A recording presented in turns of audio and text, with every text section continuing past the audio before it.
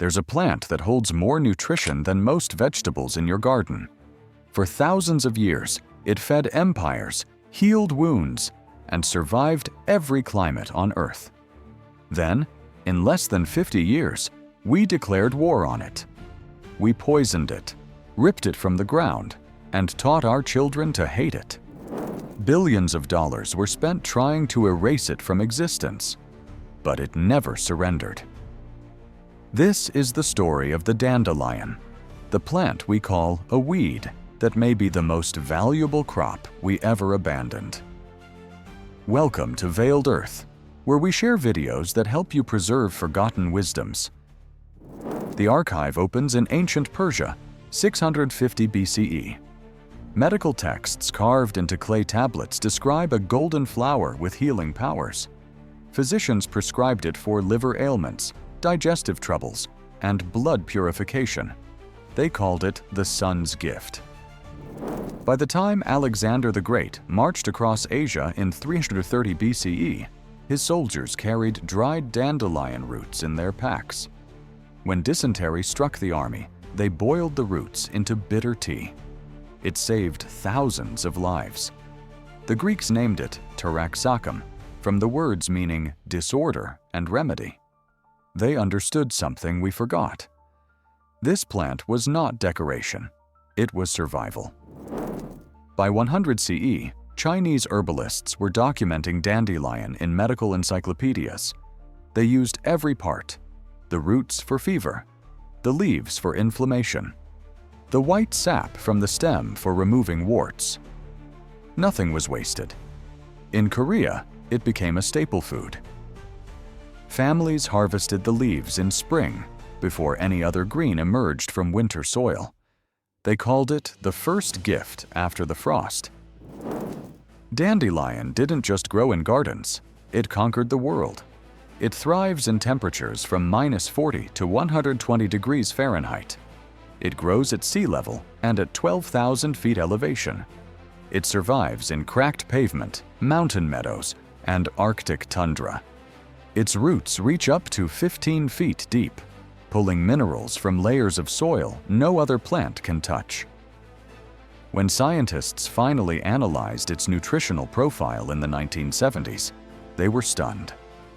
1 cup of raw dandelion greens contains more vitamin A than carrots, more calcium than milk, more iron than spinach, and more potassium than bananas. It has vitamin K levels 500% above daily requirements, and it grows everywhere, asking for nothing. But the story of how it traveled tells us even more.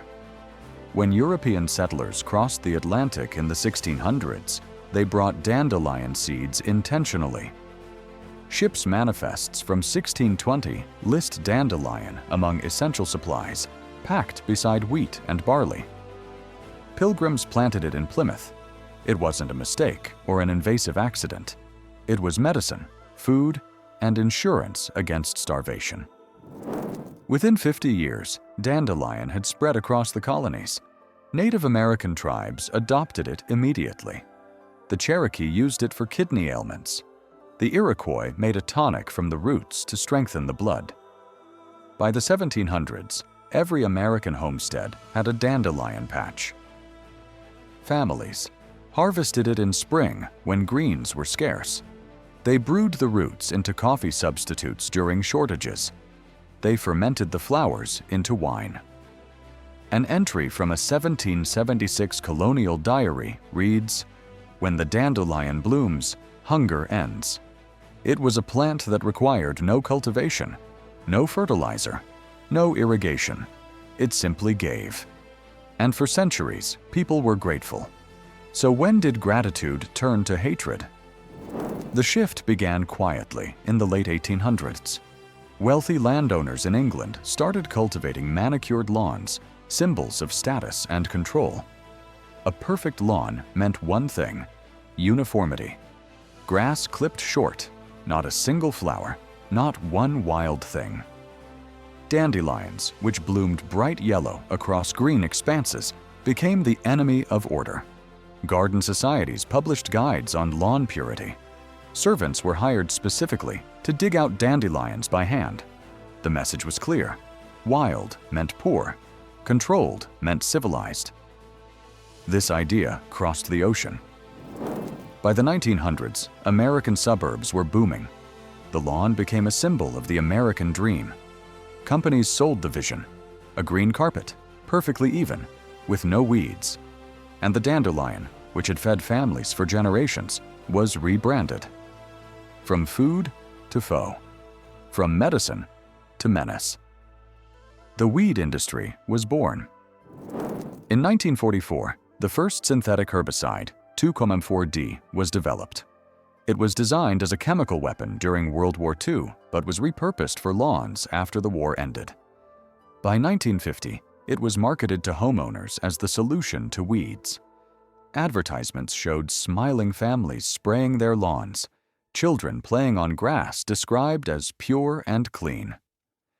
The dandelion became public enemy number one.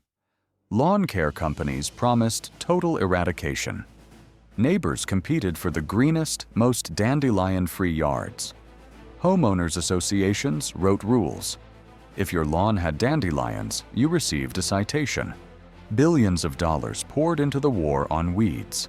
By the 1970s, Americans were spending over $1 billion annually on herbicides, most targeting dandelions. The irony is devastating. A plant that could feed a family for free was being poisoned at enormous cost. And the chemicals didn't just kill dandelions. Studies later revealed that 2,4-D was linked to cancer, hormone disruption, and neurological damage. The Environmental Protection Agency documented contamination in groundwater across 38 states. Children playing on treated lawns absorbed the chemicals through their skin. In 1985, the National Cancer Institute found that farmers exposed to 2,4-D had 6 times the rate of non-Hodgkin's lymphoma. Dogs developed cancer at twice the normal rate in homes using lawn chemicals. Yet the spraying continued. The dandelion, which had harmed no one, was treated as a threat. And the poison meant to destroy it was destroying everything else. But beneath the soil, something was happening. Dandelions have a survival mechanism older than human civilization. When the plant is cut or poisoned, the root doesn't die. It sends out a chemical signal. Within days, dormant seeds buried in the soil awaken. A single dandelion plant produces up to 2,000 seeds. Those seeds can remain viable in the ground for over 10 years. Each seed has a parachute structure so efficient that it inspired the design of early parachutes. When the wind blows, they travel up to 5 miles. Dandelions were not being eradicated. They were being spread. By the 1990s, the chemical companies admitted what gardeners had known all along. You cannot kill the dandelion. A Texas A&M study in 1996 concluded that herbicide-resistant dandelion populations were emerging across North America. The plant had adapted. Decades of chemical warfare had only made it stronger. Researchers called it one of the most resilient species on the planet. But while the war raged in suburbs, something else was happening in laboratories. Scientists began studying what herbicides were destroying. In 1983, a research team in Germany analyzed dandelion root extract. They found compounds called sesquiterpene lactones, which showed powerful anti-inflammatory effects. Further studies revealed terexasterol, a compound that triggered apoptosis in leukemia cells. By 2011, researchers at the University of Windsor in Canada published findings that dandelion root extract killed 96% of aggressive melanoma cells within 48 hours without harming healthy cells. The study was replicated. The results held. The weed we poisoned was killing cancer. More discoveries followed. In 2015, scientists confirmed that dandelion leaves are one of the richest sources of beta-carotene in the plant kingdom, surpassing carrots. The roots contain inulin, a prebiotic fiber that feeds beneficial gut bacteria and regulates blood sugar. Studies showed it improved insulin sensitivity in diabetic patients. The plant we spent billions trying to destroy was treating the diseases bankrupting our healthcare system, and it grew for free in every crack of every sidewalk. Then the ecological cost became clear. By the early 2000s, global bee populations were collapsing. Scientists called it colony collapse disorder.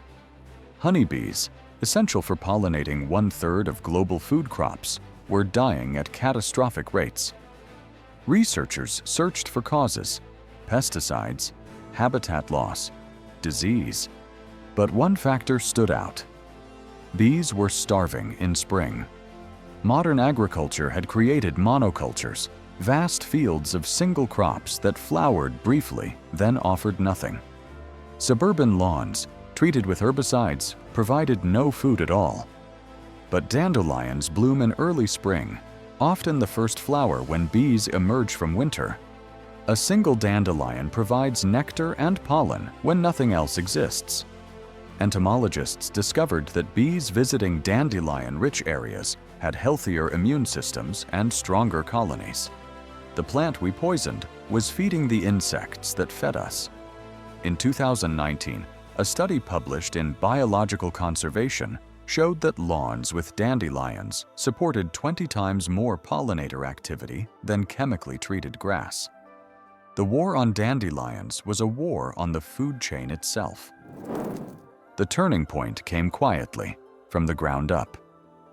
Around 2010, a movement began in Europe.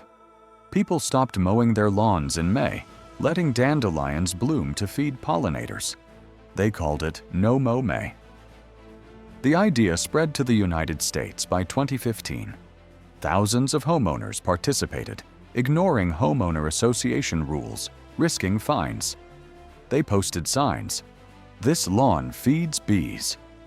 Neighbors who once competed for perfection started competing for wildflowers. At the same time, foraging culture resurged. Chefs in Copenhagen, Portland, and Melbourne began featuring dandelion greens on menus. Farmers markets sold dandelion bunches for $5 a pound, the same plant people paid to poison. Herbalists offered dandelion root capsules as liver detox supplements. The market exploded. By 2020, dandelion root tea sales in the United States exceeded $50 million annually. The weed had become wellness. But the deepest change was cultural. Families started teaching children what their great-grandparents knew. Dandelion flowers make wine. The leaves make salad. The roots make coffee. A plant that required no planting, no watering, no fertilizer could provide food and medicine for free. In a world facing climate chaos, water shortages, and soil depletion, the dandelion offered a different path. One where abundance didn't require control. Today, scientists call the dandelion a hyperaccumulator. Its deep roots pull heavy metals from contaminated soil, cleaning toxins other plants cannot touch. Researchers are testing it for use in Superfund sites, places so poisoned nothing else will grow. The plant we tried to erase might help heal the land we destroyed. Studies are underway examining dandelion as a rubber source. During World War II, when rubber supplies were cut off, scientists extracted latex from dandelion roots. The project was abandoned when synthetic rubber became cheap. But now, as oil resources dwindle, researchers in Germany and the United States are reviving dandelion rubber production. It's renewable, biodegradable, and grows without petroleum. But the practical wisdom goes deeper. The knowledge of how to use dandelion is returning, not just as historical curiosity, but as daily practice. In 2018, a study at the University of Maryland tracked families who incorporated dandelion into their diets. Within 90 days, participants showed measurable improvements. Liver enzyme levels normalized in those with fatty liver disease. blood pressure dropped an average of 8 points. Cholesterol decreased without medication. The researchers noted that dandelion's potassium content makes it a natural diuretic, flushing excess sodium while replacing what most diuretics steal. One doctor called it the safest way to reduce water retention. The root holds different power. Traditional herbalists roasted dandelion roots at 200 degrees for 2 hours, ground them, and brewed them like coffee. The result tastes earthy, slightly bitter, with notes of chocolate. But unlike coffee, it contains 0 caffeine and actually supports liver function instead of taxing it. A 2017 study in Food and Chemical Toxicology found that dandelion root extract increased bile production by 40%, helping the liver process fats and filter toxins more efficiently. People recovering from alcohol damage, prescription drug use, or chemical exposure were seeing results that stunned their physicians. The flowers carry their own medicine. Dandelion wine, made by fermenting the petals with sugar, lemon, and yeast, was a staple in American households until the 1950s. A single gallon required about 4 quarts of flower heads, roughly 400 flowers. Families gathered them in late spring when blooms covered fields. The wine aged for 6 months, turning golden and sweet. But modern brewers discovered something else. The petals contain luteolin, a flavonoid that reduces inflammation in the brain. Studies in 2016 showed it protected neurons from oxidative stress, potentially slowing cognitive decline. What grandmothers made for celebration was also protecting their minds. Even the white sap, the sticky latex that oozes from broken stems, holds purpose. For centuries, people applied it directly to warts. Dermatologists dismissed it as folk nonsense until a 2012 study tested it. The latex contains enzymes that break down the proteins in wart tissue. Applied twice daily for 2 weeks, it dissolved warts as effectively as over-the-counter treatments, without the burning or scarring. The same sap worked on calluses, corns, and even small skin tags. The plant people spray with poison contains a dermatology clinic in every stem. By 2020, the practical applications were expanding beyond individual health.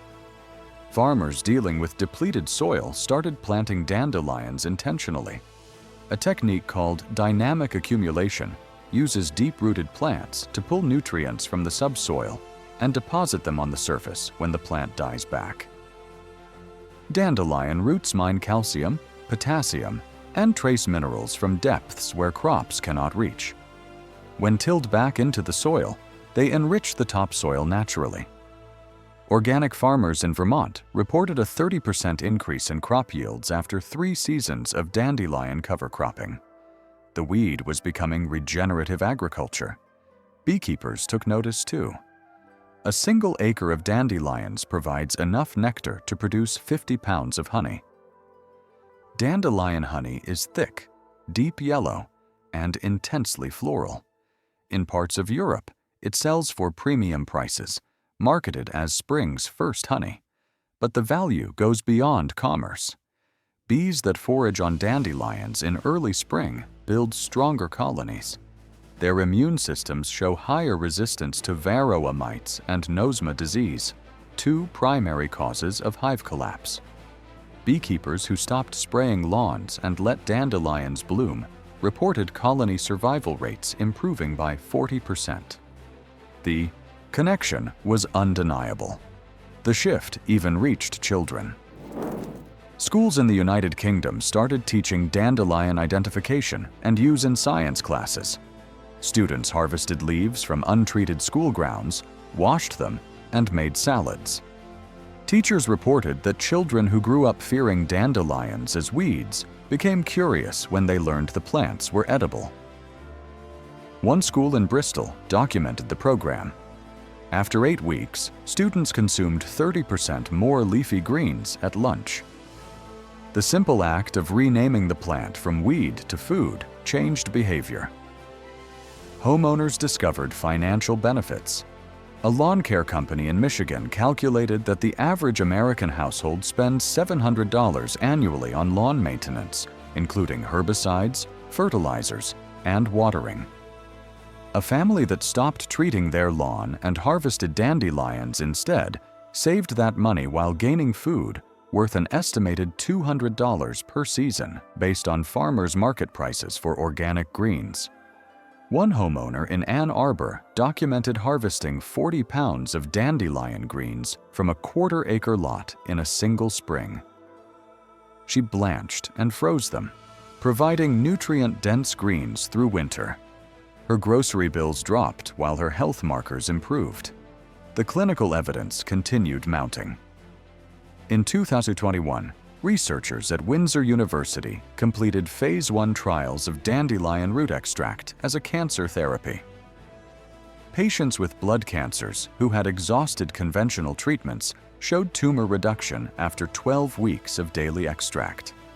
The compound was non-toxic, produced no side effects, and cost pennies per dose.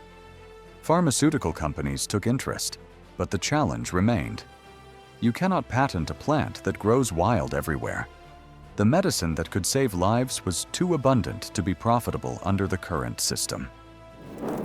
Yet, the knowledge spreads. Online communities share recipes. Dandelion pesto using the leaves, garlic, olive oil, and parmesan. Dandelion fritters made by battering the flowers and frying them until crispy. Dandelion root chips, sliced thin and baked until they crunch. A grandmother in Ohio posted a video showing how to harvest dandelion greens. It received 4 million views. People were hungry not just for food, but for the connection to something older, something that grew without asking permission. The timing of this return matters. Global food systems face collapse. Droughts are breaking records. Soil degradation threatens 33% of farmland. Water shortages are predicted to impact 5 billion people by 2050. And yet, in every crack of every sidewalk, in every abandoned lot and untreated lawn, dandelions grow. They need no irrigation system, no industrial fertilizer, no supply chain. They offer food with more nutrition than the vegetables we fly across continents. They provide medicine that treats diseases bankrupting nations. And they do it for free. Every part of the dandelion story is a mirror. We looked at a gift and called it a weed. We spent billions destroying what could have fed us. We poisoned our children, our water, and our soil to eliminate a plant that heals. And through it all, the dandelion survived. Not because it fought back, but because it never stopped offering. It kept blooming in the cracks, kept feeding the bees, kept cleaning the soil. It waited for us to remember. The knowledge was never lost. It was buried under marketing, under chemicals, under the idea that nature must be controlled to have value. But the dandelion teaches a different lesson. True wealth grows wild. True medicine asks for nothing. And the most resilient things on Earth are the ones we tried hardest to destroy. If this video opened something for you, subscribe to Veiled Earth and hit the bell. Every like and every share helps preserve this forgotten wisdom. The next video will be up soon.